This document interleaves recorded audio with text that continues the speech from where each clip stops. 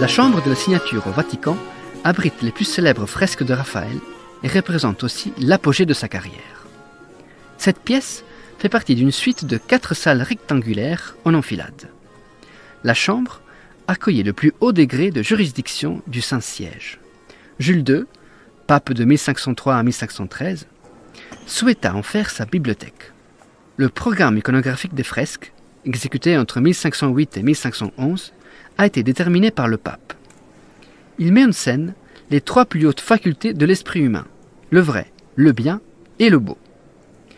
Le vrai surnaturel est illustré par la dispute du très saint sacrement ou la théologie. Le vrai rationnel par l'école d'Athènes ou la philosophie. Le bien est représenté par les 4 vertus cardinales, la prudence, la tempérance, le courage et la justice, les 3 vertus théologales, la foi, l'espérance et la charité, et enfin la loi. Le beau est représenté par le Parnasse avec Apollon et les Muses.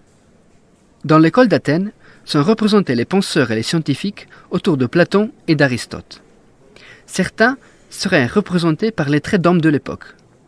Platon prendrait les traits de Léonard de Vinci, et Héraclite, un peu isolé, serait représenté par les traits de Michel-Ange. Le deuxième personnage sur la droite avec le bonnet noir est le portrait de Raphaël. Approchez-vous maintenant de cet homme assis, vêtu d'une draperie réalisée au lavis. C'est une étude de figure isolée du Christ pour la dispute du Saint-Sacrement. Avec cette technique du lavis, Raphaël travaille la distribution de la lumière, comme le montrent les réaux de blanc. La mise au carreau servait la transcription sur un carton ou un dessin plus grand. Un peu plus loin, ce Puto, ou Angelo Ailé, qui tient une tablette accompagnée de la personnification de la théologie, représentée dans l'un des 4 médaillons du plafond. Il est réalisé à la pierre noire, une matière tendre qui s'accorde avec le modelé de ces chairs dodues. À cette allégorie s'ajoute celle de la philosophie, de la poésie et de la jurisprudence. Dans le Parnasse, Apollon est entouré de muses, poètes et écrivains célèbres, dont Homère et Dante. La figure d'Apollon tenant une lyre à bras fait partie de cette fresque dédiée aux arts. Ce dessin atteste d'un nouveau degré de perfection dans l'art de Raphaël. Les contours sont tracés d'une ligne sûre et continue.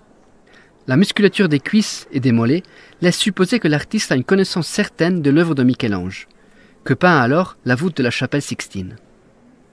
La lyre posée à côté du modèle est non pas une lyre antique, comme prévu au départ, mais une lyre moderne, dite lyre à bras.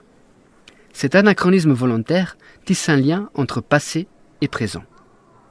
Ces figures de draperie au verso sont à rapporter au personnage d'Homère, père de la poésie épique.